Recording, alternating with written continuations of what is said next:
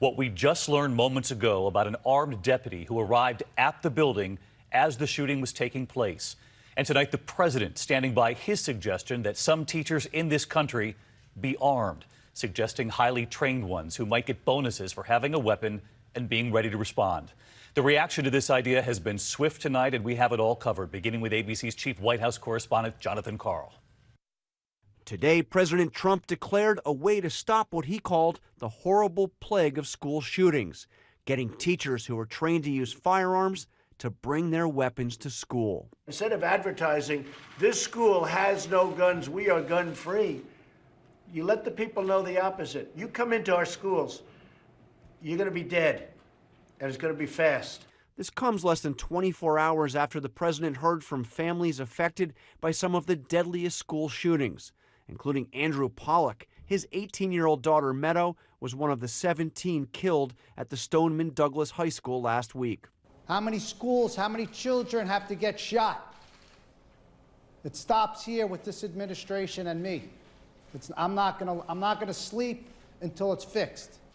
And I'm pissed, because my daughter I'm not gonna see again. She's not here. She's not here. And then a plea from Sam Zeif, who lost his best friend. I turned 18 the day after. Woke up to the news that my best friend was gone. And I don't understand why I could still go in a store and buy a weapon of war.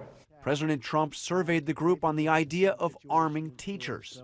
Does anybody like that idea here? Does anybody like it? Right? Yes? For Meadow, your beautiful Meadow. We talked about that. And do people feel strongly against it? Anybody? Anybody? Strongly against it? All right. I mean, look, we can understand both sides of it. And certainly it's controversial, but we'll study that along with many other ideas. This morning, the president seemed somewhat conflicted, first tweeting, "I never said give teachers guns," then clarifying that he meant teachers with military or special training experience, only the best.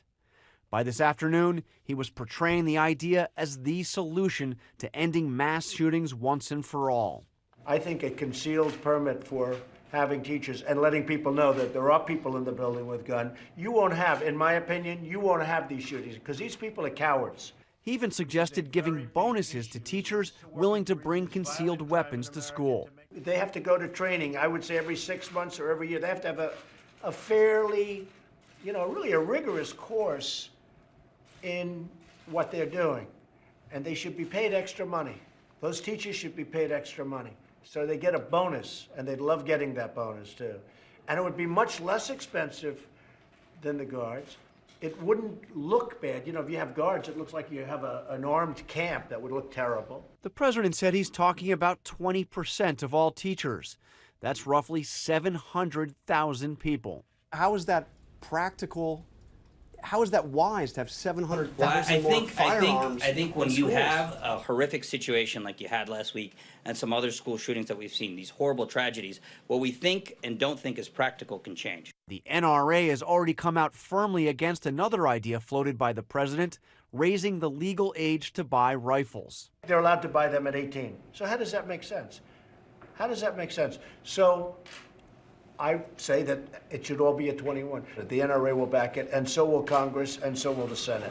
The president calls the NRA patriots, suggesting he'll convince them to support raising the age. But today, NRA leader Wayne LaPierre accused gun control advocates of exploiting the tragedy. What they want are more restrictions on the law-abiding.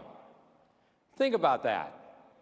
Their solution is to make you, all of you, less free.